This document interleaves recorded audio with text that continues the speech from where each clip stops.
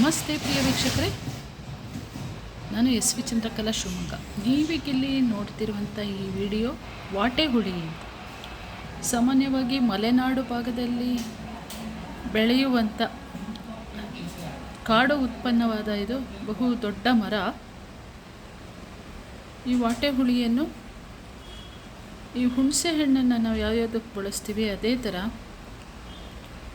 ರಸಮ್ಮು, ಪಲ್ಯ, ಮೀನು ಸಾರು ಇದಕ್ಕೆಲ್ಲ ಬಳಸೋಂಥದ್ದು. ಇದರಲ್ಲಿ ಬಹಳಷ್ಟು ಸಿಟ್ರಿಕ್ ಅಂಶ, ತಾಮ್ರ, ಸತು, ತುಂಬ ಒಂದು ವಿಟಮಿನ್ಸ್ ಅಂಶಗಳು ಹೇರಳವಾಗಿದ್ದು, ಇದು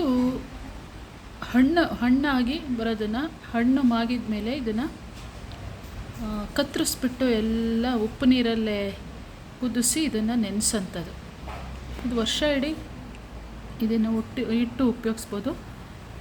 ಮುಖ್ಯವಾಗಿ ಇದರೊಳಗೆ ಒಂದು ಪೌಡರ್ ಮಾಡೋದ್ರಿಂದ, ವಾಟೆ ಹುಳಿ ಇದನ್ನು ಚೆನ್ನಾಗಿ ಗರಿ ಒಣಗಿಸ್ಕೊಂಡು ಪೌಡ್ರು ಮಾಡೋದ್ರಿಂದ ನಾವು ಯಾವುದೇ ಒಂದು ಪಲ್ಯ, ಚಿತ್ರಾನ್ನ ಮತ್ತು ಇದು ಮಂಡಕ್ಕಿ ಇಂಥ ಯಾವುದೇ ಇದಕ್ಕೆ ಹುಣಸೆ ಹಣ್ಣು, ಲಿಂಬೆಹಣ್ಣು ಬದಲಿಗೆ ನಾವು ಇದನ್ನೇ ಇಟ್ಟು ಹಾಕೋದ್ರಿಂದ ಈ ವಾಟೆ ಹುಳಿ ಜೊತೆ ಉಪ್ಪು ಸೇರಿಸಿ ಪುಡಿ ಮಾಡಿ ಇಟ್ಕೊಂಡ್ಬಿಟ್ರೆ ವರ್ಷ ಇಡೀ ನಾವು ಉಪಯೋಗಿಸ್ಬೋದು. ಹಾಗೆ ಬಾಣಂತಿಯರಿಗೆ ಸಮೇತ ಇದು ಒಂದು ಮೆಣಸಿನ ಸಾರು, ಏನೇ ಒಂದು ಹುಳಿ ಮಾಡಲಿ ಅವರಿಗೆ ಹುಣಸೆ ಹಣ್ಣು ಕೊಡಲ್ಲ. ಈ ಥರ ಒಂದು ಸಿಪ್ಪೆನ ಒಂದು ಮೆಣಸಿನ ಸಾರು, ಸಾಂಬಾರು ಬಾಣಂತಿಯರಿಗೆ ಮಾಡಿದ್ರೆ ಒಂದು ಸಿಪ್ಪೆ ಹೀಗೆ ಹಾಕಿಬಿಟ್ರೆ ಸಾಕದು. ಕುದೀತಾ ಇದು ಅರಳಿಕೊಳ್ಳುತ್ತೆ, ಇದರಲ್ಲೇ ಸಾಕಷ್ಟು ಹುಳಿ ಬಿಟ್ಕೊಳ್ಳುತ್ತೆ.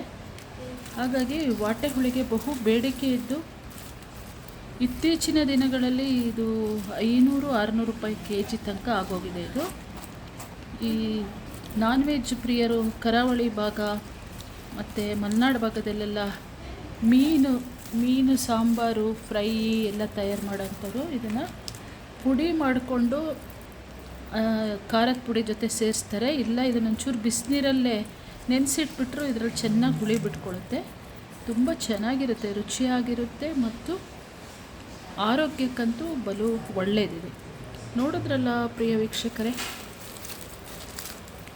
ವಾಟೆ ಹುಳಿಯ ಒಂದು ಬಗ್ಗೆ ಸಂಕ್ಷಿಪ್ತ ಮಾಹಿತಿಯನ್ನು ನಾನು ನೀಡಿದ್ದೀನಿ. ನಿಮಗೆ ಈ ಒಂದು ವಿಡಿಯೋ ಇಷ್ಟ ಆಗಿತ್ತು ಅಂದರೆ ನಿಮ್ಮ ಅನಿಸಿಕೆ, ಅಭಿಪ್ರಾಯವನ್ನು ತಿಳಿಸಿ ಅಂತ ಹೇಳ್ತಾ, ಥ್ಯಾಂಕ್ ಯು ಸೋ ಮಚ್. ಧನ್ಯವಾದಗಳು.